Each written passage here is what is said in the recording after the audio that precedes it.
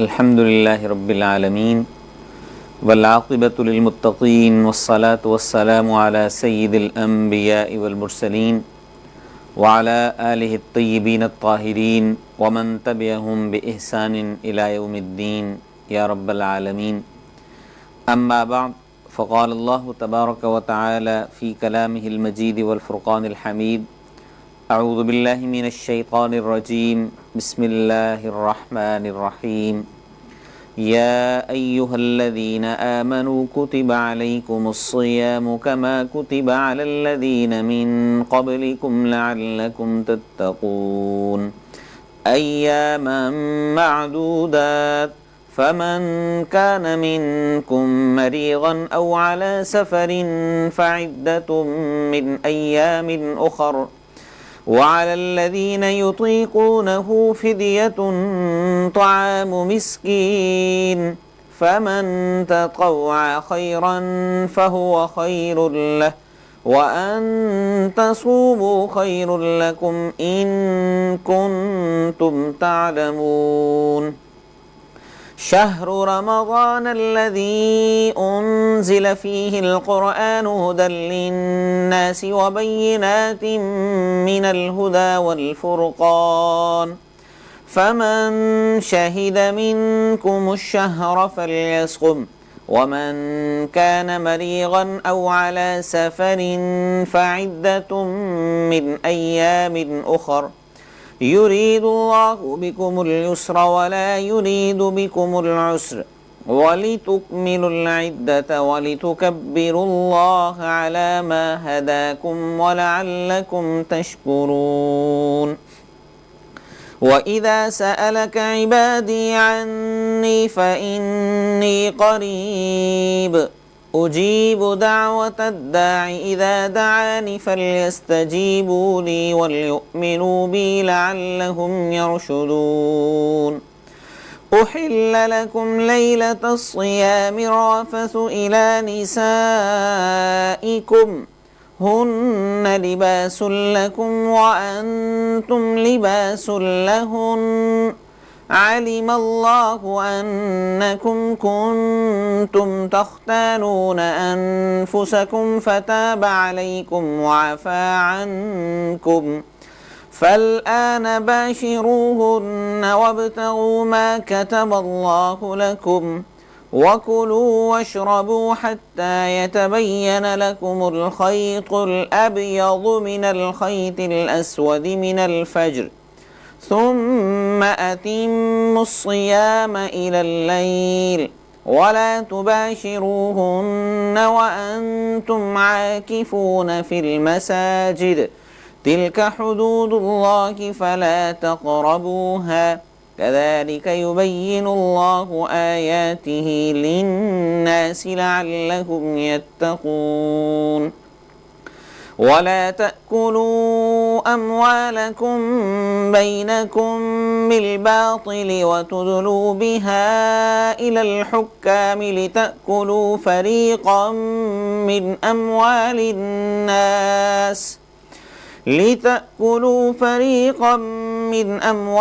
الناس بالإثم وأنتم تعلمون.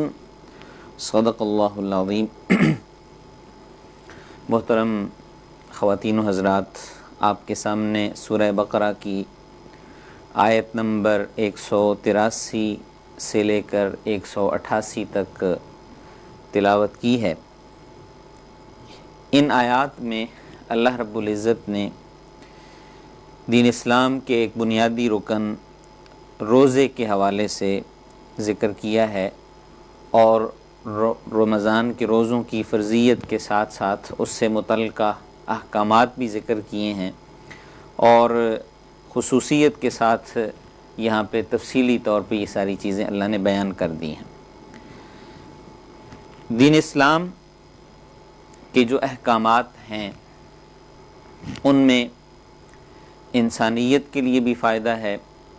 اور مسلمانوں کے لیے بھی فائدہ ہے، دونوں چیزیں. دین اسلام کا کوئی بھی حکم ایسا نہیں ہے کہ جو انسانیت کے لیے بھی مفید نہ ہو. انسانیت کے لیے، عام انسانوں کے لیے بھی وہ احکامات مفید ہیں اور خاص طور پر مسلمانوں کے لیے اہمیت کے حامل اور فائدے کے حامل وہ احکامات ہیں۔ اللہ رب العزت نے یہاں پہ ایمان والوں کو خطاب کر کے حکم دیا کہ یا ایھا الذین آمنوا، اے ایمان والو، کتب علیکم، تم پر لکھ دیے گئے ہیں۔ کتب یکتب، لکھنا، اور پچھلے رکوع کے اندر ہم نے گزشتہ درس میں پڑھا تھا، آگاہی حاصل کی تھی کہ کتابت سے مراد کہ اللہ نے لکھ دیا ہے کا مطلب یہ ہے کہ اللہ نے فرض کر دیا ہے، اللہ نے لازم کر دیا ہے۔ الصیام، روزے، کما کتب علی الذین من قبلکم، جیسا کہ تم سے پہلے لوگوں پر روزے لکھے گئے، لازم کیے گئے، مقرر کیے گئے۔ لعلکم تتقون، اور مقصد روزہ کیا ہے؟ تاکہ تم پرہیزگار بن جاؤ، تاکہ تم تقوی اختیار کر لو، اللہ رب العزت کی فرما برداری کو اپنا لو۔ اب یہاں پہ ایمان والوں کو خطاب، اور ہم یہ جانتے ہیں کہ رمضان کے جو روزوں کی فرضیت ہے وہ سن 2 ہجری میں ہوئی ہے۔ سن 2 ہجری میں جب مسلمان مکہ سے ہجرت کر کے مدینہ جا چکے ہیں، وہاں پہ دوسرا سال ہے، تو اس وقت اللہ تعالیٰ نے رمضان کے روزے فرض کیے ہیں۔ اور اللہ تعالیٰ نے یہاں پہ یہ چیز بتائی ہے کہ یہ روزوں کی جو فرضیت ہے یہ صرف مسلمانوں کے لیے اللہ کا حکم نہیں ہے، بلکہ اسلام سے پہلے جو شریعتیں تھیں ان کے اندر بھی روزے کا کنسیپٹ موجود تھا، گو ان کے اندر انہوں نے تحریف کر لی، تبدیلیاں کر لیں۔ جیسا کہ قرآن کے اندر حضرت مریم کا ذکر آتا ہے، اور اس حضرت مریم کے ذکر کے اندر یہ بھی آتا ہے کہ انی نذرت للرحمن صوما، ٹھیک ہے، میں نے رحمان کے لیے روزہ رکھ لیا ہے، ٹھیک ہے، تو یہ روزے کا ذکر آتا ہے۔ پھر حضرت زکریا علیہ السلام ان کے روزوں کا ذکر آتا ہے، حضرت داؤد علیہ السلام کے روزوں کا ذکر آتا ہے، اللہ کے نبی نے ان کے روزوں کا ذکر کیا۔ پھر اسی طرح عیسائیوں کے ہاں بھی روزے کا ایک کنسیپٹ موجود تھا، یہودیوں کے ہاں بھی روزے کا کنسیپٹ موجود تھا۔ جس طرح نبی اکرم صلی اللہ علیہ وسلم نے سحری کھانے کا حکم دیا، اور آپ نے فرمایا کہ سحری کھایا کرو، یعنی یہودیوں کی مخالفت کرو، یہودی سحری نہیں کھاتے ہیں، تم سحری کھایا کرو۔ یہودیوں کے ہاں کنسیپٹ کیا تھا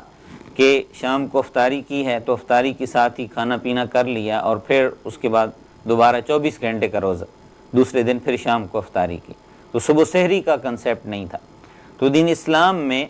اللہ تعالیٰ نے ہر حکم جو سابقہ شریعتوں کے اندر بھی موجود تھے ان کے اندر، اور وہ انسانیت کے لیے مفید تھے،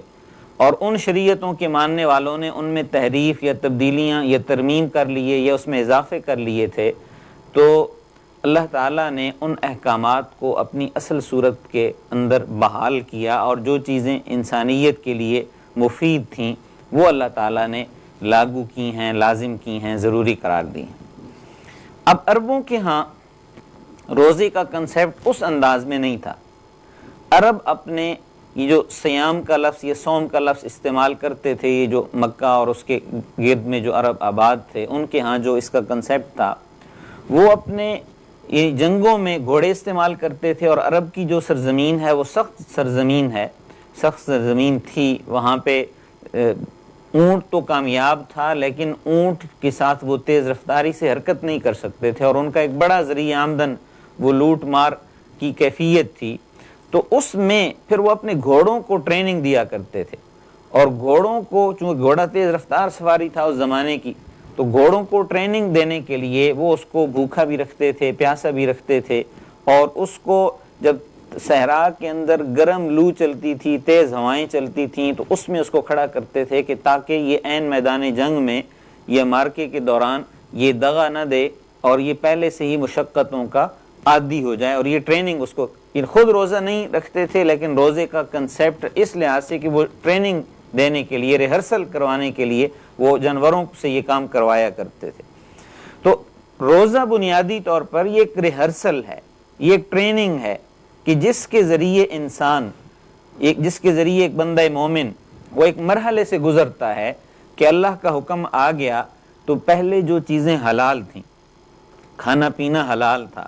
تو وہ ساری حلال چیزیں بھی وہ ایک مخصوص وقت سے لے کر مخصوص وقت تک اس کو استعمال کرنے سے رک جاتا ہے،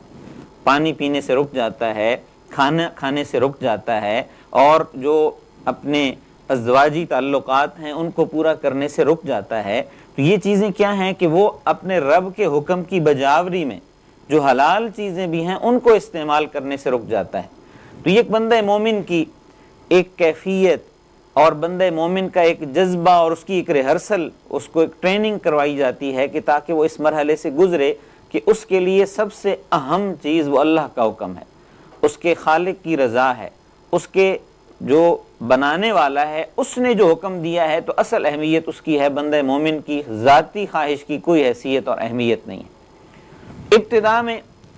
عاشورہ کا روزہ تھا، ابتدا میں ایام بیز کے روزے تھے، رمضان کے روزوں کی فرضیت سے پہلے عاشورہ 10 محرم کا روزہ، اور ایام بیز یہ ہر مہینے کی جو روشن چاند والی راتیں ہوتی ہیں، 13، 14 اور 15، 14ویں کو چونکہ چاند مکمل ہوتا ہے تو 13 کی رات بھی زیادہ روشن ہوتی ہے، 14 کی تو ہوتی ہی ہوتی ہے، اور 15 کی بھی نسبتاً زیادہ روشن ہوتی ہے۔ تو یہ 13، 14 اور 15 ان ایام بیز کے روزے، ان کو ایام بیز کے روزے کہا جاتا ہے کہ یعنی روشن راتوں کے روزے، ان میں چاند زیادہ روشن ہوتا ہے۔ تو یہ رمضان کے روزوں کی فرضیت سے پہلے یہ لازم تھے اور ضروری تھے، لیکن رمضان کے روزوں کی فرضیت کے بعد یہ اس انداز میں لازم نہیں ہیں، لیکن نبی اکرم صلی اللہ علیہ وسلم کی سنت سے جو ہے وہ یہ ثابت ہیں اور یہ روزے رکھنے چاہیے، ان کی ایک فضیلت بھی ہے۔ اور ایک لحاظ سے یہ بھی ہے کہ من جاء بالحسنۃ فلہ عشر امثالھا، کہ جو بندہ ایک نیکی کرتا ہے تو اس کو 10 نیکیوں کا ثواب ملتا ہے۔ تو ایام بیز کے جس نے روزے رکھے، 3 روزے رکھے ہیں، تو گویا کہ 30 روزوں کا ثواب مل گیا، ٹھیک ہے۔ تو اگر یہ متواتر وہ یہ کام کرتا رہے، ہر مہینے کا معمول بنا لے رمضان کے علاوہ غیر رمضان میں، تو یقیناً وہ اجر و ثواب کے حصول کا ذریعہ بنے گا۔ تو اللہ تعالیٰ نے یہاں پہ ایمان والوں کو حکم دے کے فرمایا کہ کتب علیکم الصیام، تم پر روزے لکھ دیے گئے، لازم کر دیے گئے، جیسا کہ تم سے پہلے لوگوں پر لازم کیے گئے۔ اور یہ جو پہلی 2 آیات ہیں یہ وہ ابتدائی حکم ہے، رمضان کے روزوں کی فرضیت سے پہلے جو ابتدائی روزے، جو ایام بیز کے روزے آپ سمجھ لیں وہ تھے، ان کے اندر پھر آگے ایک اختیاری چیز بھی آ رہی ہے کہ ایام معدودات، گنے چنے چند دن ہیں۔ فمن کان منکم مریضا، پس جو کوئی تم میں سے بیمار ہو، او علی سفر، یا وہ سفر پر ہو، مسافر ہو۔ اور یہاں مسافر سے مراد یہ ہے کہ اس کی جو مسافت ہے جس میں نماز قصر ہوتی ہے، ٹھیک ہے، ایک تو تھوڑی مسافت ہے 10-15 کلومیٹر کی، ٹھیک ہے، تو اس میں نماز قصر نہیں ہوتی ہے، ٹھیک ہے۔ نماز کے قصر ہونے کے لیے 48 میل کی شرط ہے، جو فقہائے کرام نے ایک باقاعدہ ایک تخمینہ لگایا، ایک اندازہ لگایا اور ایک رائے قائم کی ہے۔ تو 48 میل سے کم میں نماز قصر نہیں ہوتی ہے، اس پہ مسافر کے احکامات نہیں لگتے ہیں۔ 48 میل سے زیادہ کی اگر وہ ٹریولنگ کر رہا ہے تو اس پہ پھر مسافر کے احکامات لگتے ہیں، اور مسافر کی نماز بھی قصر ہوتی ہے، اور مسافر پہ روزہ بھی لازم نہیں ہوتا ہے۔ رمضان کے روزے، فرض جو روزے ہیں، اس میں بھی اس کو رخصت ہے کہ وہ بعد میں رکھ لے۔ فمن کان منکم مریضا، پس تم میں سے جو کوئی بیمار ہے، بیمار میں جسمانی بیماری آ گئی ہے کہ وہ جسمانی طور پہ بیمار ہے، یا بیمار نہیں ہے لیکن ڈاکٹر کہتا ہے کو، جو ماہر ہے، جو معالج ہے، اس کی یہ رائے ہے کہ اگر یہ روزہ رکھے گا یا رکھے گی تو اس کی بیماری بڑھنے کا اندیشہ ہے۔ یہ اسی طرح جو خواتین ہیں جو ابھی جن کا بچہ پیدا نہیں ہوا ہے، تو ان کے روزے کی وجہ سے اگر حمل کو نقصان پہنچنے کا اندیشہ ہے تو ان کے لیے بھی رخصت ہے، وہ بھی مریض کے حکم میں آئیں گی۔ یا خاتون وہ بچے کو دودھ پلا رہی ہے، دودھ پیتا بچہ ہے، تو اگر وہ روزہ رکھ لیتی ہے تو اس کی وجہ سے بچے کی خوراک متاثر ہوگی اور وہ کیفیات بنیں گی، تو اس میں وہ بھی مریض کے زمرے میں آتی ہے۔ تو فمن کان منکم مریضا، جو کوئی بیمار ہے تو مریض کی آ گئی، او علی سفر، یا وہ مسافر ہے،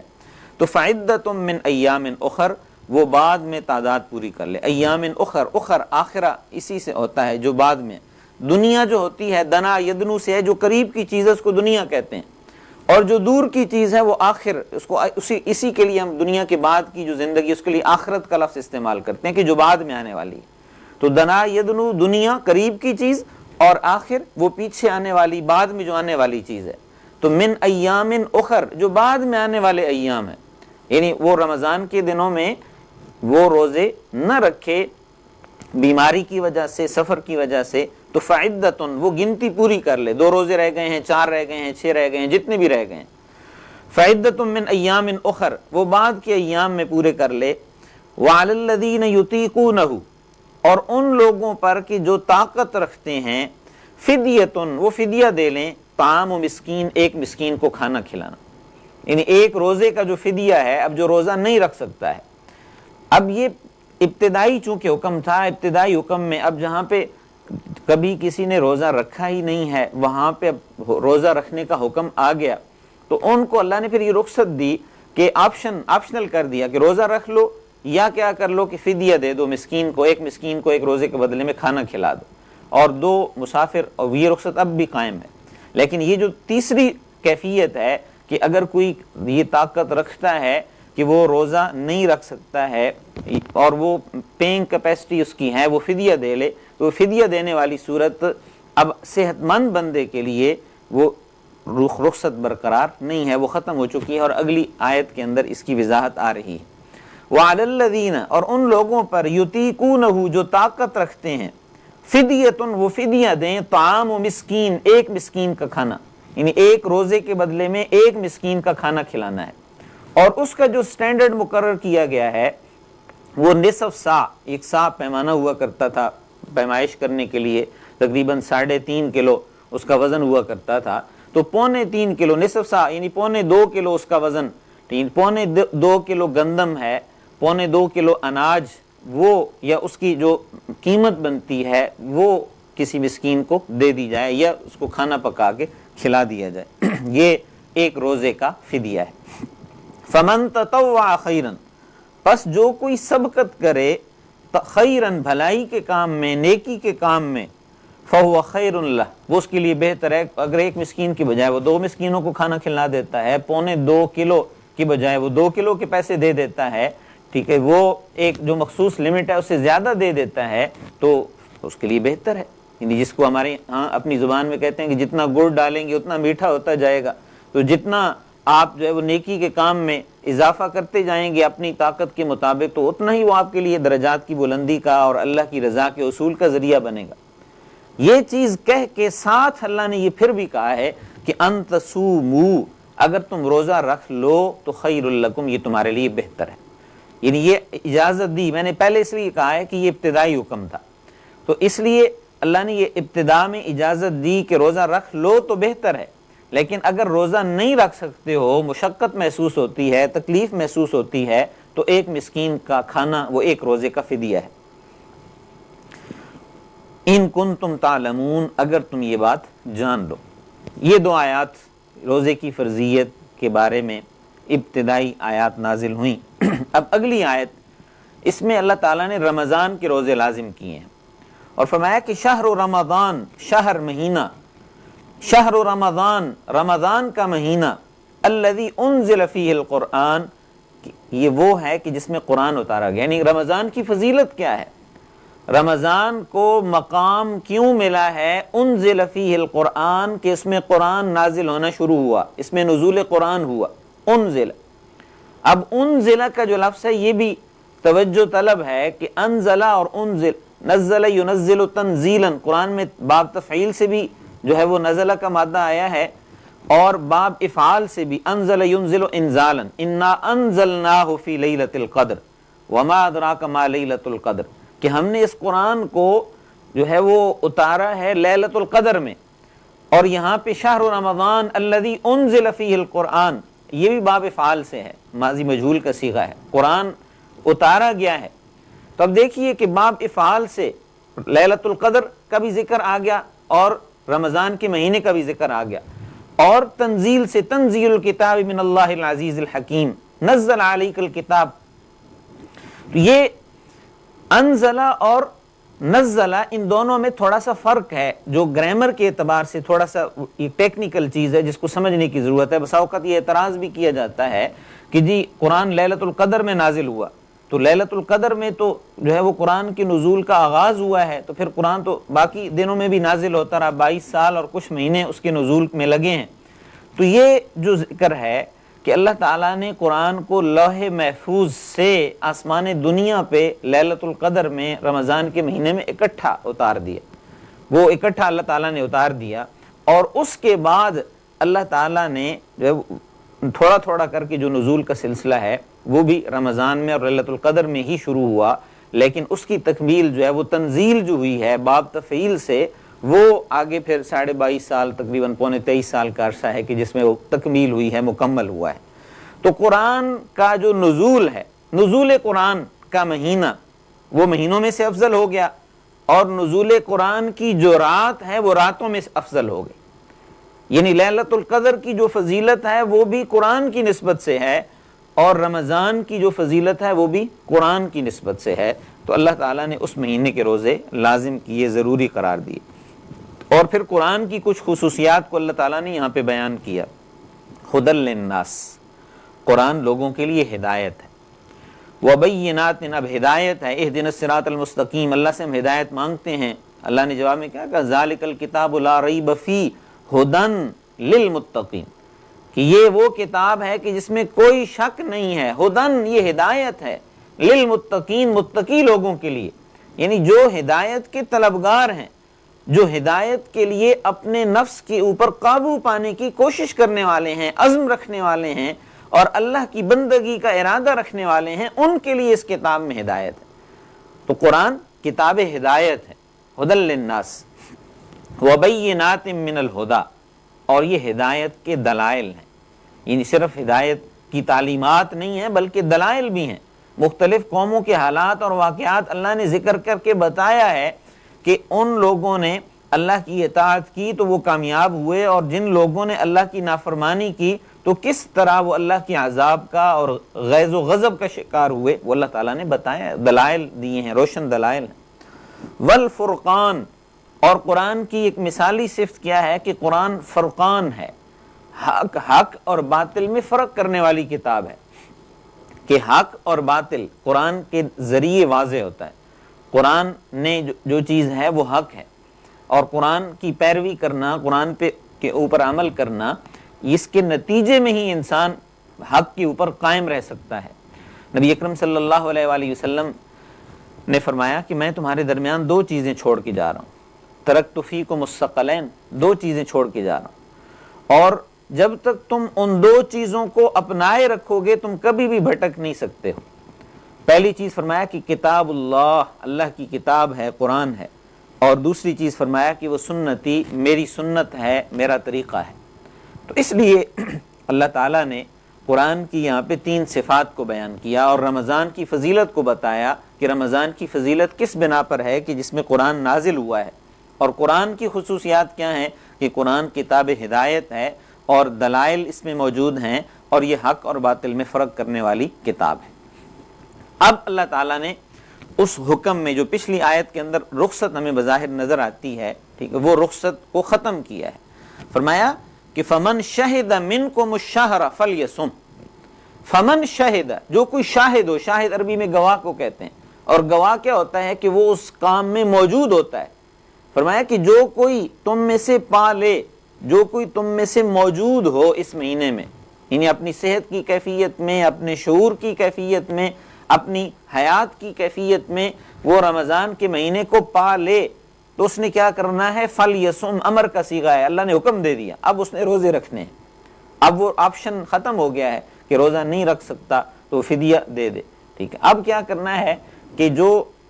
عقل رکھنے والا ہے، جو شعور رکھنے والا ہے، جو بالغ ہے اور جو صحت مند ہے، اس نے روزہ ہی رکھنا ہے، اس کے لیے اور کوئی آپشن نہیں ہے۔ نبی اکرم صلی اللہ علیہ وآلہ وسلم نے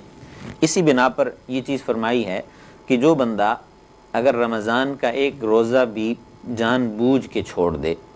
پھر ساری زندگی وہ روزے رکھتا رہے، تو وہ اس ایک روزے کے اجر و ثواب کو کبھی بھی نہیں پہنچ سکتا ہے، یعنی ساری زندگی کے روزے، تو ایک روزہ جو چھوڑا ہے رمضان کا روزہ، اس کا ثواب پھر اسے کبھی بھی نہیں مل سکتا۔ ساری زندگی کے روزے ایک طرف، اور رمضان کا روزہ جو جان بوجھ کے چھوڑا ہے اس کا گناہ ایک طرف۔ تو اس لیے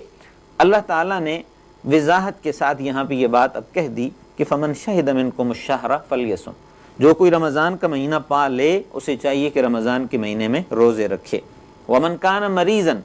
اور جو کوئی بیمار ہے، بیماری کی کیفیت، ٹھیک ہے، اس میں یعنی عورتوں کے مخصوص ایام بھی آ جاتے ہیں، وہ بھی بیماری کی کیفیت ہے، تو ان میں او علی سفر، یا مسافر ہے،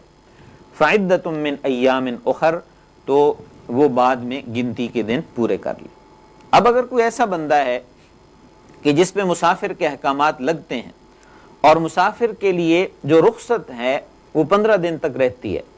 ٹھیک ہے، 15 دن سے زیادہ اگر اس نے کہیں پہ سٹے کرنا ہے تو وہ پھر مسافر کے حکم میں نہیں رہتا ہے، وہ مقیم کے حکم میں آ جاتا ہے کہ وہ وہاں کا ریزیڈنس ہے۔ لیکن اگر 15 دن سے کم اس کا سٹے ہے تو پھر وہ مسافر ہی کے حکم میں۔ اب کئی لوگ ہوتے ہیں وہ ان کا بزنس ہوتا ہے یا ان کی ملازمت ایسی ہوتی ہے کہ ایک جگہ سے دوسری جگہ، دوسری سے تیسری جگہ، اس طرح وہ ٹریولنگ کرتے رہتے ہیں، کہیں پہ بھی 4-5 دن سے زیادہ ان کا سٹے نہیں ہوتا ہے، تو وہ جتنا عرصہ اس کیفیت میں رہیں گے تو وہ مسافر ہی شمار ہوں گے اور مسافر کی رخصتیں ان کے لیے موجود رہیں گی۔ اب فرمایا کہ جو کوئی مریض ہے یا مسافر ہے، فعدۃ من ایام اخر، وہی بات آگئی جو پچھلی آیت میں تھی کہ مرض کی وجہ سے، بیماری کی وجہ سے روزے نہیں رکھ سکا تو اس نے کیا کرنا ہے کہ بعد میں روزے رکھ لینے ہیں جب وہ صحت یاب ہو جائے گا یا جب اس کی سفر کی کیفیت ختم ہو جائے گی۔ اب اللہ تعالیٰ نے فرمایا یرید اللہ بکم اليسر، اللہ تعالیٰ تمہارے لیے آسانی چاہتے ہیں، ولا یرید بکم العسر، اللہ تمہارے لیے تنگی نہیں چاہتے ہیں، یعنی اللہ چاہتے ہی آسانی ہے۔ دین اسلام میں سختی نہیں ہے،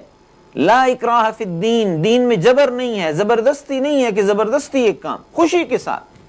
کے ساتھ اللہ کی رضا کو جب انسان سمجھ لیتا ہے۔ اور پچھلی آیات میں ہم یہ پڑھ کے آئے ہیں کہ بندہ مومن وہ اللہ سے محبت کرنے والا ہوتا ہے، اور جب کوئی کسی سے محبت کرتا ہے تو پھر وہ اپنے محبوب کی رضا اور محبوب کی خوشی کو اپنی خوشی سمجھتا ہے اور اس میں وہ قربانی دیتا ہے، دینے کی کوشش کرتا ہے، اپنی محبت کا اظہار عملی طور پہ کرنے کی کوشش کرتا ہے۔ تو اللہ نے فرمایا کہ اللہ تعالیٰ بھی تم پہ زبردستی نہیں کر رہے ہیں، یرید اللہ بکم اليسر، اللہ بھی تمہارے لیے آسانی پیدا کرنا چاہتے ہیں کہ اللہ نے یہ مسافر کو رخصت دے دی، اللہ نے مریض کو رخصت دے دی، ٹھیک، اللہ تعالیٰ نے کسی کو مجبور نہیں کیا۔ اسی طرح جو نابالغ ہے اس پہ بھی روزہ نہیں ہے، اسی طرح جو ہوش و حواس کی کیفیت میں نہیں ہے اس پہ بھی روزہ نہیں ہے، اس پہ بھی عبادات نہیں ہے، وہ مکلف ہی نہیں ہے۔ تو جو ہوش و حواس کی کیفیت میں، جوانی کی کیفیت میں، صحت اور سلامتی کی کیفیت میں ہے، اسی پر روزے فرض ہیں، اسی پر عبادات ہیں۔ یرید اللہ بکم اليسر، اللہ تمہارے لیے آسانی چاہتا ہے، ولا یرید بکم العسر، اللہ تمہارے لیے تنگی نہیں چاہتا ہے، تمہیں مشقت میں اللہ نہیں ڈالنا چاہتا۔ نبی اکرم صلی اللہ علیہ وآلہ وسلم کا ایک فرمان ہے، بڑا مشہور ارشاد ہے، آپ نے فرمایا کہ یسروا ولا تعسروا، لوگوں آسانیاں پیدا کرو، لوگوں تنگیاں پیدا نہ کرو، بشروا ولا تنفروا، بشارتیں دو، خوشخبریاں دو، لوگوں کو دین سے متنفر نہ کرو۔ دین میں اتنی بھی جو ہے وہ، یعنی اسلام دین فطرت ہے، اسلام کی تعلیمات وہ فطرت کے مطابق ہیں، فطرت کے خلاف نہیں ہے، ایسی تعلیمات نہیں ہے کہ جن کو ادا کرنا کسی انسان کے لیے ممکن نہ ہو۔ تو اس لیے اللہ نے فرمایا کہ یرید اللہ بکم اليسر۔ اب جیسے یہودیوں کا ذکر ہم نے کیا ہے کہ وہ صرف شام کو افطاری کرتے تھے اور پھر دوسرے دن شام کو جا کے افطاری کرتے تھے، سحری کا کنسیپٹ ان کے ہاں موجود نہیں تھا۔ تو اللہ تعالیٰ نے کیا کیا، دین مسلمانوں کے لیے آگے چل کے ہم پڑھ رہے ہیں، احکامات آ رہے ہیں، تو مسلمانوں کو ایک واضح اور ایک بیلنس چیز بتا دی، یرید اللہ بکم اليسر، اللہ تمہارے لیے آسانی پیدا کرنا چاہتا ہے، ولا یرید بکم العسر، اللہ تمہیں تنگ نہیں کرنا چاہتا، تمہیں مشقت میں نہیں ڈالنا چاہتا۔ وَلِتُكْمِلُوا الْعِدَّةَ، گنتی پوری کرو، 29 روزے تھے، 5 رہ گئے ہیں، 7 رہ گئے ہیں، وہ 5-7 بعد میں پورے کر لو جو رمضان میں نہیں رکھ سکے بیماری کی وجہ سے۔ وَلِتُكَبِّرُوا اللَّهَ، اور اللہ کی کبریائی بیان کرو، اللہ کی بڑائی بیان کرو، کس وجہ سے کہ علامہ ہداکم، اس نے تمہیں ہدایت دی ہے، اس نے تمہاری رہنمائی کی ہے، اس نے تمہیں سیدھے راستے کی توفیق دی ہے کہ اللہ کی توفیق کے ساتھ ہی آپ اس کیفیت میں آئے ہیں۔ وَلَعَلَّكُمْ تَشْكُرُونَ، اور تم تاکہ شکر گزار بنو، اللہ کی نعمتوں پہ اللہ کا شکر ادا کرنے والے بنو۔ تو اللہ تعالیٰ نے یہ حکم اس بنا پر دیا ہے، اور اس کے ساتھ چونکہ روزے کے بنیادی مقصد ہی تقوی کا اصول ہے، اور تقوی ہوتا کیا ہے کہ تقوی انسان یہ دل میں احساس پیدا کر لے کہ میرا رب مجھے دیکھ رہا ہے، وہ اپنے رب کو اپنی ترجیح اول بنا لے، اپنا مقصود بنا لے کہ میرا رب ہی میری رضا ہے اور میں نے اپنے رب کی خوشنودی کے لیے یہ کرنا ہے۔ تو جب یہ کیفیت ہوگی تو پھر کیا ہوگا، انسان کو اللہ کا قرب حاصل ہوگا، اور اس آیت کے اندر اب یہ دیکھیے کہ رمضان کے روزوں کی فرضیت چلی، ان کے احکامات اللہ نے بیان کیے، اور اس آیت کے بعد پھر وہی احکامات آئیں گے، درمیان میں ایک آیت آ رہی ہے۔ اب اس آیت کا مقصد کیا ہے کہ رمضان کے روزوں کے ذریعے تم اللہ کا قرب حاصل کر سکتے ہو۔ یہ وہ عبادت ہے کہ جس کے بارے میں اللہ تعالیٰ نے، خالق کائنات نے خود کہا کہ الصوم لی، کہ روزہ میرے لیے ہے اور میں خود اس کی جزا ہوں۔ اب باقی عبادات میں کسی میں یہ نہیں کہا من جاء بالحسنۃ فلہ عشر امثالھا، جس نے ایک نیکی کی اس کو 10 نیکیاں ملیں گی، 10 نیکیوں کا ثواب ملے گا۔ یہ کامن فارمولہ، یونیورسل فارمولہ اللہ نے بنا دیا ہے، وہ تو ہے، ٹھیک ہے۔ لیکن روزے کے حوالے سے اللہ نے یہ نہیں کہا، یہ جیسے ہم نماز کے بارے میں پڑھتے ہیں، سنتے ہیں کہ جو نماز جماعت کے ساتھ پڑھے گا اس کو 25 گنا یا 27 گنا ثواب ملے گا، یہ اسی طرح جو مسجد حرام میں پڑھے گا تو اتنی نمازوں کا ثواب ملے گا، جو مسجد نبوی میں پڑھے گا تو اتنی نمازوں کا ثواب ملے گا، جو مسجد اقصیٰ میں جا کے پڑھے گا تو اتنی نمازوں کا ثواب ملے گا۔ تو یہ الگ پہلو ہے۔ دیکھیے نمازوں کے حوالے سے اسی طرح انفاق کا حکم، اللہ کی راہ میں مال خرچ کرنے کا حکم، زکوٰۃ کا حکم، اس میں بھی کیا ہے کہ ایک متعین ہے کہ 1 روپیہ خرچ کریں گے تو 700 تک اس کا ثواب۔ لیکن روزے کے حوالے سے اللہ نے یہ نہیں کہا کہ روزہ 1 رکھیں گے تو کتنے روزوں کا ثواب ملے گا، فرمایا کہ الصوم لی، روزہ میرے لیے۔ اور اس کی وجہ کیا ہے کہ باقی جتنی بھی عبادات ہیں، آپ نماز پڑھ رہے ہیں تو ظاہری طور پہ حرکات و سکنات سے تو محسوس ہوتا ہے، اور اس میں بھی پھر اجتماعیت ہے، جماعت ہے، پھر جتنی بڑی اجتماعیت ہوگی اتنا ہی بڑا اس کا ثواب بھی ہوگا۔ زکوٰۃ آپ دے رہے ہیں، بے شک لوگوں سے چھپا کے بھی دیں، اس میں بھی ہمیں نفاق کرنے کا حکم ہے کہ ایک ہاتھ سے دیں اور دوسرے ہاتھ کو پتہ بھی نہیں چلے گا، پتہ نہیں چلنا چاہیے، اس انداز میں انسان دے۔ لیکن پھر بھی انسان جس کو دے رہا ہوتا ہے،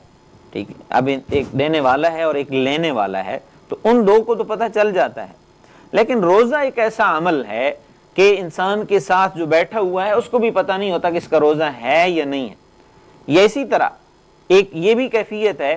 کہ جو نبی اکرم صلی اللہ علیہ وسلم نے فرمایا کم من صائم، کہ کتنے ہی روزہ رکھنے والے ایسے ہیں کہ روزہ رکھتے ہیں اور ان کو سوائے بھوک اور پیاس کے حاصل نہیں ہوتا ہے، کہ روزہ رکھ کے بھی جھوٹ بول رہے ہیں، روزہ رکھ کے بھی غیبت کر رہے ہیں، روزہ رکھ کے بھی گناہوں کی کیفیت کے اندر ہیں۔ تو وہ کیفیت کہ انسان اپنا محاسبہ،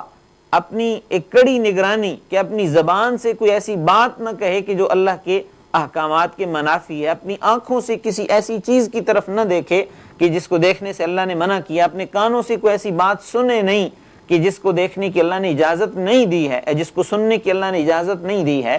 تو پھر کیا ہوگا؟ وہ ایک پھونک پھونک کے قدم اٹھائے، سوچ سوچ کے چلے کہ میں میری زبان سے، میرے ہاتھوں سے، میری آنکھوں سے، میرے کانوں سے کوئی ایسی بات، کوئی ایسا کام، کوئی ایسا فعل سرزد نہ ہو کہ جو اللہ تعالیٰ کی نافرمانی والا ہے۔ تو پھر کیا ہوگا کہ وہ روزے کی جو روح ہے وہ حاصل ہونے کے امکانات ہیں۔ تو اللہ نے فرمایا کہ وَإِذَا سَأَلَكَ عِبَادِي عَنِّي، کہ جب میرے بندے آپ سے میرے بارے میں پوچھیں کہ میں کہاں پہ ہوں، فَإِنِّي قریب، میں قریب ہوں، میں قریب ہوں، میں لوگوں سے دور نہیں ہوں۔ اور اللہ تعالیٰ نے اس کی وضاحت سورہ قاف کے اندر کی ہے کہ وَلَقَدْ خَلَقْنَا الْإِنسَانَ وَنَعْلَمُ مَا تُوَسْوِسُ بِهِ نَفْسُهُ وَنَحْنُ أَقْرَبُ إِلَيْهِ مِنْ حَبْلِ الْوَرِيدِ، کہ ہم نے انسان کو پیدا کیا ہے، ہم جانتے ہیں کہ اس کے دل میں کیا وسوسے پیدا ہوتے ہیں، یعنی دل میں جو خیالات پیدا ہوتے ہیں وہ بھی اللہ جانتے ہیں۔ انسان کے دل کے اندر کیا جو ہے وہ چیزیں گردش کر رہی ہیں دل و دماغ میں، یہ اللہ جانتے ہیں۔ وَنَحْنُ أَقْرَبُ إِلَيْهِ مِنْ حَبْلِ الْوَرِيدِ، اور ہم شاہرگ سے بھی زیادہ قریب ہیں۔ اللہ تعالیٰ فرما رہے ہیں شاہرگ، انسان کی شاہرگ جو دماغ اور دل کے درمیان میں، وہ کٹ جائے تو انسان ختم ہو گیا، انسان کی جو ہے وہ جسم اور روح کا رشتہ ختم ہو جاتا ہے۔ تو اللہ تعالیٰ فرماتے ہیں کہ ہم اس سے بھی زیادہ انسان کے قریب ہیں۔ اجیب دعوت الداعی اذا دعان، اللہ تعالیٰ کہتے ہیں اجیب، میں جواب دیتا ہوں، اجیب، جواب دیتا ہوں، دعوت الداع، داعی کہتے ہیں پکارنے والا، پکارنے والی کی پکار کا میں جواب دیتا ہوں۔ یعنی اللہ تعالیٰ کہہ رہے ہیں کہ جب میرا بندہ مجھے پکارتا ہے تو پھر اس کی پکار کا جواب میں دیتا ہوں، میں سب سے قریب ہوں۔ اب دعاؤں کی قبولیت، اب ہم عام طور پہ کہتے ہیں دعائیں تو بڑی کی ہیں لیکن دعائیں قبول ہی نہیں ہوتی ہیں۔ حضرت سعد بن ابی وقاص رضی اللہ تعالیٰ عنہ بڑے جید صحابی ہیں، بہت ان کا مقام ہے، ان کی بڑی خدمات ہیں اسلام کے حوالے سے، حضرت سعد بن ابی وقاص رضی اللہ تعالیٰ عنہ نے ایک دفعہ حضور اکرم صلی اللہ علیہ وسلم سے کہا کہ یا رسول اللہ میں چاہتا ہوں کہ میں مستجاب الدعوات بن جاؤں. مستجاب الدعوات کا مطلب ہے کہ جس کی دعائیں قبول ہوتی ہیں، یعنی میں وہ بن جاؤں، میں اس مقام پہ پہنچ جاؤں کہ میں اللہ سے جو دعا کروں اللہ تعالیٰ میری دعا قبول کر لیں. میں یہ چیز چاہتا ہوں. تو حضور نے فرمایا کہ مستجاب الدعوات ہونے کا صرف ایک ہی فارمولہ ہے کہ حلال اور پاکیزہ چیزیں کھاؤ. اور پھر حضور نے فرمایا کہ جو حرام کھاتا ہے، حرام لقمہ بھی کھاتا ہے، تو 40 دن تک اس کی عبادت قبول نہیں ہوتی، کہ 40 دن تک اس ایک لقمے کے اثرات انسان کے جسم کے اندر موجود رہتے ہیں.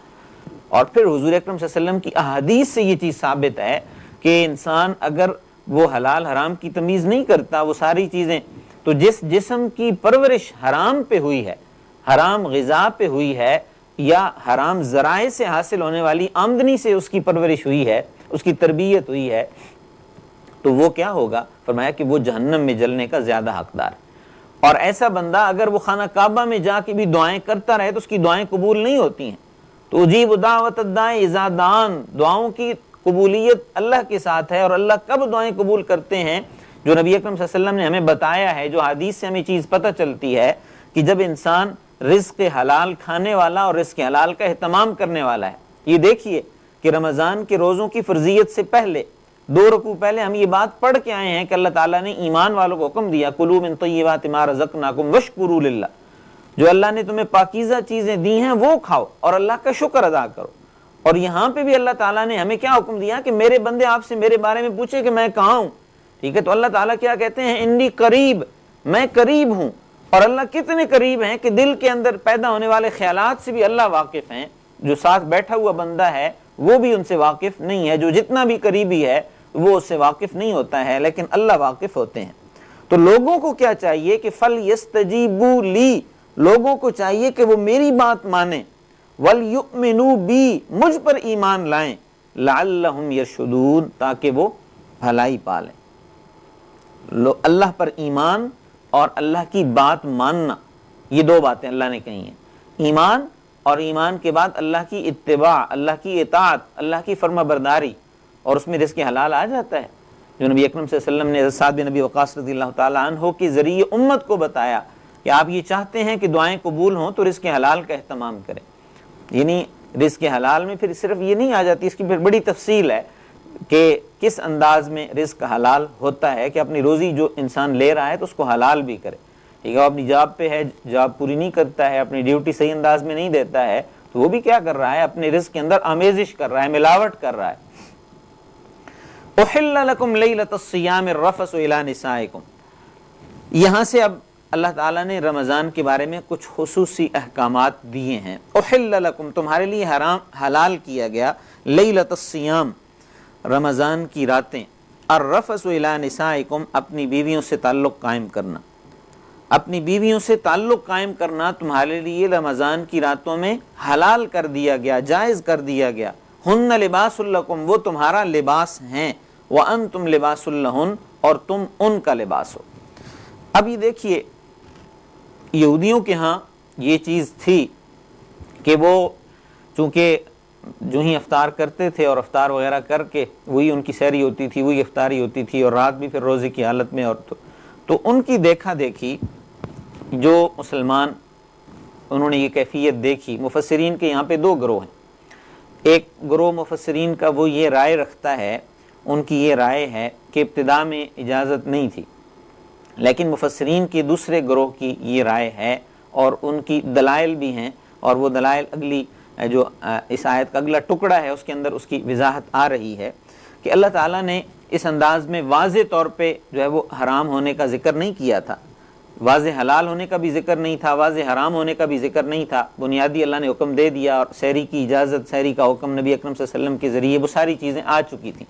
لیکن لوگوں کے ذہن کے اندر ابھی تک یہ کنسیپٹ موجود تھا کہ جی رمضان کی جو راتیں ہیں، ٹھیک ہے، تو یہ جس طرح دن میں اپنے حقوق زوجیت ادا کرنا درست نہیں ہے، شاید رات کے اندر بھی، رمضان کی راتوں میں بھی حقوق زوجیت ادا نہیں کیے جا سکتے. تو اس کی وجہ سے پھر مختلف واقعات ایسے پیش آئے کہ جن کی وجہ سے یہ کنفیوژن بڑی اور جس میں جو ہے وہ ایک اضطراب کی یا ایک بے چینی کی کیفیت پیدا ہوئی، تو اللہ تعالیٰ نے پھر یہ آیت نازل کر کے اس میں پھر وضاحت ان چیزوں کی فرما دی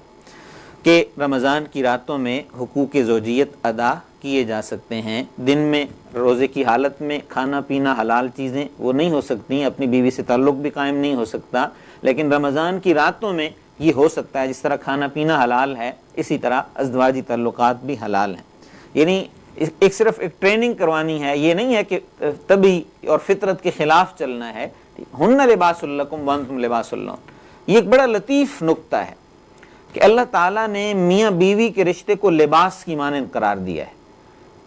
اور کائنات کے اندر سب سے پہلا جو رشتہ بنا ہے وہ رشتہ ہی میاں بیوی کا بنا ہے۔ حضرت آدم علیہ السلام کو اللہ نے پیدا کیا، اور حضرت آدم علیہ السلام کی ہی پسلی سے ان کا جوڑا اما حوا کو پیدا کیا ہے، تو پہلا رشتہ ہی جو ہے وہ یہ بنا ہے۔ اور اس رشتے کو اللہ نے کیا قرار دیا؟ ہن لباس لکم وانتم لباس لہن،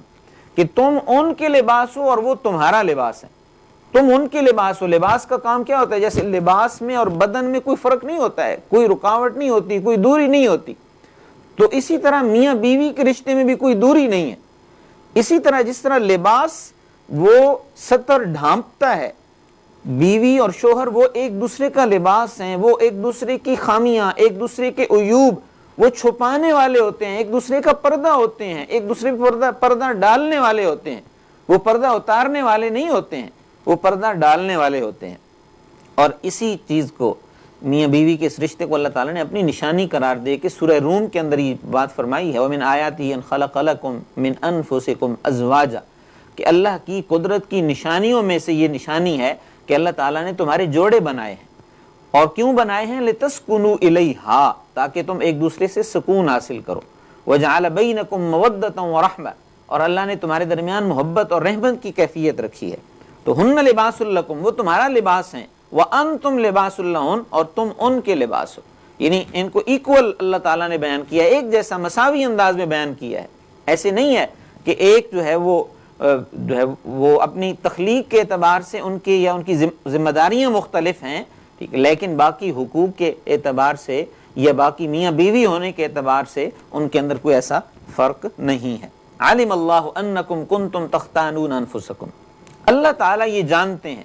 کہ کنتم تختانون انفسکم، کہ تم ایک دوسرے کے ساتھ خیانت کرتے تھے، ایک دوسرے سے خیانت کا ارتکاب کرتے تھے، یا جو ہے وہ تم اس حوالے سے، اب یہ دیکھیں کہ اگر یہ حرام ہوتا ہے ابتدا میں تو پھر یہ خیانت کا لفظ تو نہ ہوتا، ٹھیک ہے۔ یہ خیانت کیا تھی کہ دل کے اندر اب ازدواجی تعلقات بھی قائم کر لیے ہیں، لیکن دل کے اندر ابھی یہ کیفیت موجود ہے کہ پتہ نہیں یہ جو ہے وہ جائز تھا بھی یا نہیں تھا، ٹھیک ہے۔ تو وہ ایک کنفیوژن کی جو کیفیت تھی، تو اللہ تعالیٰ نے فرمایا کہ فتاب علیکم، اللہ نے جو ہے وہ معاف کر دیا ہے تمہیں، وعفا عنکم، تو اس نے تم سے درگزر کیا ہے۔ فالآن باشروہن، اب اللہ تعالیٰ اجازت دے رہے ہیں کہ باشروہن، تم مباشرت کر لو، تم تعلق قائم کر لو۔ اور اس تعلقات کا، میاں بیوی کا جو تعلق ہوتا ہے، اس تعلق کا مقصد کیا ہے وہ بھی اللہ نے بتایا کہ وَابْتَغُوا مَا كَتَبَ اللَّهُ لَكُمْ، کہ وَابْتَغُوا، تلاش کرو، مَا كَتَبَ اللَّهُ لَكُمْ، جو اللہ نے تمہارے لیے لکھ دیا ہے، جو اللہ نے تمہارے لیے اولاد لکھ دی ہے، ٹھیک ہے، اس کو تلاش کرو۔ یعنی صرف جو ہے وہ لذت کا حصول یا صرف جو ہے وہ خواہش کی تسکین، وہ مقصد نہیں ہونا چاہیے، بلکہ مقصد یہ ہونا چاہیے کہ جو اللہ نے اس جوڑے کے ذریعے جو نسل انسانی کی بقا کرنی ہے، جو تحفظ کرنا ہے، جو افزائش کرنی ہے، وہ تاکہ ہو سکے۔ وَكُلُوا وَاشْرَبُوا، اب اللہ نے کہا وَكُلُوا، کھاؤ، وَاشْرَبُوا، پیو، یعنی ازدواجی تعلقات بھی رات کو قائم کر سکتے ہو، کھا سکتے ہو، پی سکتے ہو۔ اور کب تک کھا پی سکتے ہو؟ حَتَّى يَتَبَيَّنَ، جب تک کہ تمہارے لیے واضح ہو جائے، الخیط الابیض، سفید دھاری، ابیض سفید کو کہتے ہیں، خیط کہتے ہیں عربی میں، لغوی طور پر دھاگے کو کہتے ہیں۔ تو خیط دھاری، جو ایک روشنی کی کرن بنتی ہے، جو دھاری بن کے اوپر جاتی ہے آسمان پہ، من الخیط الاسود، رات کی سیاہ دھاری سے، من الفجر، فجر کے وقت، کہ جو فجر کے وقت جو روشنی طاری ہو جاتی ہے، اندھیرا چھٹنا شروع ہوتا ہے، تو اس وقت تک تم کھاؤ پیو۔ اور اب تو سائنٹیفک ساری چیزیں موجود ہیں، ایک ایک منٹ کا حساب کیا جا سکتا ہے، حساب ہو جاتا ہے، پتہ چل جاتا ہے کہ اس وقت جو ہے وہ شفق جو ہے وہ شفق ابیض، یا اس وقت سفیدی یا صبح صادق جو ہے وہ طلوع ہو گئی ہے، ٹھیک ہے، تو اب یہ ختم ہو گیا ہے کھانا پینے کا سلسلہ، ٹھیک ہے، اب فجر کی نماز کا وقت داخل ہو گیا ہے، تو جب تک تہجد انسان پڑھ سکتا ہے تو اس وقت تک وہ سحری بھی کھا سکتا ہے، لیکن جو ہی فجر کا وقت شروع ہوتا ہے تو اس کے ساتھ ہی اس کا سحری کھانے کا وقت ختم ہو جاتا ہے۔ ثم اتم الصیام الی اللیل، پھر اللہ نے فرمایا ثم اتموا، پھر پورا کرو، الصیام روزے کو، الی اللیل رات تک، یعنی سورج کے غروب ہونے کے ساتھ دن کا اختتام اور رات کا آغاز ہو جاتا ہے، تو سورج کے غروب ہونے تک، جو ہی سورج غروب ہو جائے، جو ہی رات کا آغاز ہو جائے تو کیا کرو، روزہ کھول دو، روزہ پورا کر دو۔ اور ایک اللہ تعالیٰ نے پھر اس میں مزید وضاحت کی کہ ویسے رات کے وقت ازدواجی تعلقات قائم کیے جا سکتے ہیں، لیکن اگر کوئی بندہ اعتکاف کی حالت میں ہے، وہ مسجد میں اعتکاف بیٹھا ہوا ہے، اعتکاف چونکہ رمضان کے آخری عشرے میں اعتکاف بیٹھنا سنت ہے، وَلَا تُبَاشِرُوهُنَّ، پھر مباشرت نہ کرو،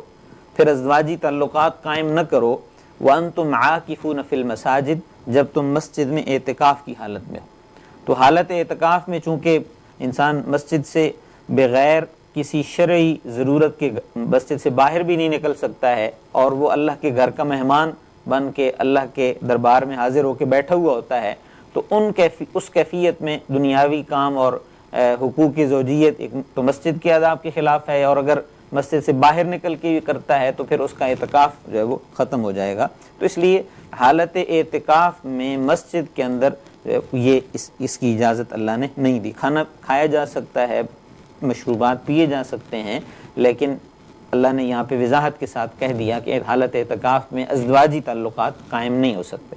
تلک حدود اللہ، یہ اللہ کی حد ہے۔ حد کہتے ہیں عربی میں رکاوٹ، یعنی یہ اللہ نے رکاوٹ کھڑی کر دی ہے، ٹھیک ہے، اور نبی اکرم صلی اللہ علیہ وسلم نے اس کی وضاحت کر دی کہ الا ان لکل ملک حمن، کہ ہر بادشاہ کی ایک رکاوٹ ہوتی ہے، ایک باڑ ہوتی ہے، ایک بارڈر ہوتا ہے، جس کو ہم کہتے ہیں بارڈر۔ ہر ملک کے آج کل یہ بارڈر ہوتے ہیں، بارڈر سے آپ ادھر نہیں جا سکتے ہیں۔ تو فرمایا کہ یہ اللہ کا بارڈر ہے، یہ اللہ کی حد ہے، فلا تقربوها، اس کے قریب بھی نہ جاؤ، یعنی اس بارڈر کو عبور کرنا، اس سے ادھر جانا وہ تو کنسیپٹ ہی نہیں ہے، اس کی تو اجازت ہی نہیں ہے، الاؤ نہیں ہے، لیکن اس کے قریب بھی نہیں جانا، ان کا ارتکاب نہیں کرنا ہے۔ کذالک یبین اللہ آیاتہ للناس، اسی طرح اللہ تعالیٰ اپنی آیات کو لوگوں کے لیے کھول کر بیان کرتا ہے، لعلہم یتقون، تاکہ وہ پرہیزگار ہو جائیں۔ تو دین اسلام کے احکامات بڑے واضح ہیں، بڑی وضاحت کے ساتھ اللہ تعالیٰ نے چیزیں بیان کی ہیں، اور شریعت کے اندر یہ بات ہم عام طور پہ سنتے ہیں کہ شریعت میں شرم نہیں ہے، کہ جو دین کے مسائل ہیں، دین سیکھنا ہے تو اس کے لیے جو ہے وہ حیا کی کیفیت الگ ہے، اس کی اپنی حیثیت ہے، لیکن دین سیکھنے کے لیے، دین کے مسائل کو سمجھنے کے لیے جو ہے وہ اس میں کوئی جھجک نہیں ہونی چاہیے، کوئی ہچکچاہٹ نہیں ہونی چاہیے۔ اللہ تعالیٰ نے فرمایا کہ اللہ کی حد ہے، اللہ نے کھول کے بیان کر دیا کہ دن کے اوقات میں جو ہے وہ حلال چیزیں بھی نہیں کرنی ہیں، اور رات میں اللہ تعالیٰ نے اجازت دی، اور اس میں بھی پھر ایک جو اللہ نے ایک لمیٹیشن کی ہے، اس کو بھی اللہ نے واضح طور پہ بیان کر دیا ہے۔ وَلَا تَأْكُلُوا أَمْوَالَكُمْ بَيْنَكُمْ بِالْبَاطِلِ، یہ اس رکوع کی آخری آیت ہے۔ وَلَا تَأْكُلُوا، اور تم نہ کھاؤ، أَمْوَالَكُمْ، ایک دوسرے کے مال، بینکم، آپس میں، بالباطل، ناجائز طریقے سے، وَتُدْلُوا بِهَا إِلَى الْحُكَّامِ، اور وہ ناجائز طریقہ کیا ہے کہ ایک چیز بندے کی ہے ہی نہیں اور وہ حکام کے پاس کیس بنا کے لے جاتا ہے، لِتَأْكُلُوا فَرِيقًا مِّنْ أَمْوَالِ النَّاسِ، تاکہ تم لوگوں کے مال میں سے یا لوگوں کے جو ہے وہ مال کا ایک حصہ جو ہے وہ کھا جاؤ، بالاسم، گناہ کے ساتھ، وَأَنْتُمْ تَعْلَمُونَ، اور تم جانتے بھی ہو۔ تو یہ ایک طریقہ ہوتا ہے رشوت کا، کہ رشوت کے ذریعے انسان وہ اس کی ایک چیز بنتی نہیں ہے تو وہ آؤٹ آف دا وے جا کے، ٹھیک ہے، یا انڈر دا ٹیبل ہم لفظ استعمال کرتے ہیں کہ انڈر دا ٹیبل جو ہے وہ ایک چیز لے لی جائے جو اس کا حق نہیں بنتا ہے۔ اب جو حق بنتا ہے وہ شریعت نے واضح کی ہیں، لیکن ایک چیز انسان کا حق نہیں بنتا ہے اور پھر وہ حکمرانوں کو اپنا ہم خیال بنا کے یا ان کو کوئی ایسی چیز دے کے، جو جج ہے، جو عدالت کا نظام ہے، یا کوئی ایسی کیفیت اختیار کر کے وہ اپنے حق میں وہ فیصلہ کروانے کی کوشش کرتا ہے، تو فرمایا کہ یہ ایک دوسرے کا مال کھانے کے زمرے میں آتا ہے اور یہ حرام ہے، اور اس سے اجتناب کرنا چاہیے، بچنا چاہیے۔ نبی اکرم صلی اللہ علیہ وسلم نے ایک دفعہ ایک بندے کو زکوٰۃ اکٹھی کرنے کے لیے بھیجا۔ جب وہ واپس آیا زکوٰۃ لے کے تو اس نے زکوٰۃ حضور کو الگ دی اور مال کی ایک ڈھیری اپنے لیے کہ یہ تو جو ہے یہ زکوٰۃ ہے جو میں اکٹھی کر کے لایا ہوں، اور یہ جو تھوڑا سا مال ہے یہ وہ ہے کہ جو لوگوں نے مجھے ہدیہ دیا ہے، تحفہ دیا ہے۔ تو نبی اکرم صلی اللہ علیہ وآلہ وسلم کو یہ بات سن کے وہ بڑا محسوس ہوا۔ آپ نے سارے صحابہ کو جمع کیا اور جمع کر کے آپ نے فرمایا کہ لوگوں کو کیا ہو گیا ہے، ٹھیک ہے، کہ لوگوں کی ایک ذمہ داری لگتی ہے حکومت کی طرف سے، شریعت کی طرف سے، اور وہ واپس آ کے کہتے ہیں کہ یہ تو زکوٰۃ کا مال ہے اور یہ جو مال ہے مجھے ہدیہ دیا گیا ہے۔ تو وہ اپنے گھر میں بیٹھ جاتے تو لوگوں نے آ کے ہدیہ دیتے۔ وہ تو اس عہدے کی وجہ سے، اس منصب کی وجہ سے جو گفٹ ملا ہے تو وہ اس منصب کا کو دیا جانے والا گفٹ ہے، وہ اس بندے کی ذات کو دیا جانے والا گفٹ نہیں ہے، ٹھیک ہے۔ اور یہ ایک جو ہے وہ رشوت کی ہی ایک صورت بنتی ہے کہ جس کے حوالے سے پھر ممانعت ذکر کی گئی، اور یہاں پہ اللہ تعالیٰ نے اس کو ناجائز طور پہ کہ حکمرانوں کے پاس ایسے کیس بنا کے پیش کیے جائیں تاکہ اپنے حق میں فیصلے کروائے جائیں، تو فرمایا کہ یہ لوگوں کا مال گناہ کے ساتھ کھانے کے مترادف ہے اور یہ تم نے کام نہیں کرنا۔ وانتم تعلمون، تم جانتے ہو، یعنی جان بوجھ کے تم نے یہ کام نہیں کرنا ہے۔ حضرات گرامی، قرآن کریم کی آیات بڑی واضح آیات ہیں اور یہ تعلیمات بڑی واضح تعلیمات ہیں، اور یہ کوئی مخصوص زمانے کے لیے یا مخصوص مدت کے لیے نہیں ہے، یہ قیامت تک آنے والے سارے مسلمانوں کے لیے ہیں۔ تو اللہ رب العزت سے دعا ہے کہ اللہ تعالی ہمیں ان احکامات کو سمجھنے کی اور پھر ان احکامات کی روشنی میں اپنے معاملات کو درست کرنے کی توفیق عطا فرمائے۔ وآخر دعوانا ان الحمدللہ رب العالمین۔ آمین۔ الحمدللہ رب العالمین والصلاة والسلام علی سید الانبیاء والمرسلین۔ ربنا آتنا فی الدنیا حسنہ وفی الآخرۃ حسنہ وقنا عذاب النار۔ الہ العالمین، قرآن مجید کا فہم حاصل کرنے کی توفیق عطا فرما، قرآن پر عمل پیرا ہونے کی توفیق عطا فرما۔ الہ العالمین، رزق حلال کمانے کی اور اس پہ قناعت اختیار کرنے کی توفیق عطا فرما، حرام مال سے، حرام لقمے سے بچنے کی توفیق عطا فرما۔ الہ العالمین، امت مسلمہ پہ اپنا کرم فرما، مہربانی فرما، اتحاد اتفاق کی کیفیت اپنانے کی توفیق عطا فرما، انتشار سے بچنے کی توفیق عطا فرما۔ الہ العالمین، ہم سب پہ اپنا کرم فرما، ہم سب پہ اپنی رحمت کی نگاہ فرما، رحمت کا معاملہ فرما۔ الہ العالمین، جو لوگ پریشان حال ہیں اپنے خصوصی فضل سے لوگوں کی پریشانیاں دور فرما، معاشی پریشانیاں، معاشرتی پریشانیاں الہ العالمین اپنے کرم سے حل فرما۔ الہ العالمین، اپنے خصوصی کرم کے ساتھ جن لوگوں کے اعزا و اقربا اس دنیا سے رخصت ہو گئے ان کے درجات بلند فرما۔ الہ العالمین، ہم حاضرین سننے والے ان کے جو صاحب اولاد ہیں ان کی اولادوں کو ان کی آنکھوں کی ٹھنڈک بنا، مطیع و فرما بردار بنا۔ جو مسائل ہیں اولاد، جن کی اولاد جوان ہے، رشتوں کے مسائل ہیں، الہ العالمین اپنے خصوصی فضل سے یہ معاملات حل فرما۔ الہ العالمین، حاسدین کے حسد سے، شیاطین کے شرور سے حفاظت فرما۔ الہ العالمین، امت پہ کرم فرما، مسلمانوں پہ کرم فرما، مسلمان جہاں بھی مظلومیت کا شکار ہیں الہ العالمین ظالم کے ظلم سے نجات عطا فرما، جاہل کی جہالت سے ہماری حفاظت فرما۔ الہ العالمین، آسانیاں بانٹنے کی اور آسانیاں جو ہے وہ لوگوں تک پہنچانے کی توفیق عطا فرما۔ ربنا تقبل منا انک انت السمیع العلیم وتب علینا انک انت التواب الرحیم، وصلی اللہ تعالی علی النبی الکریم محمد وعلی آلہ وصحبہ اجمعین برحمتک یا رب۔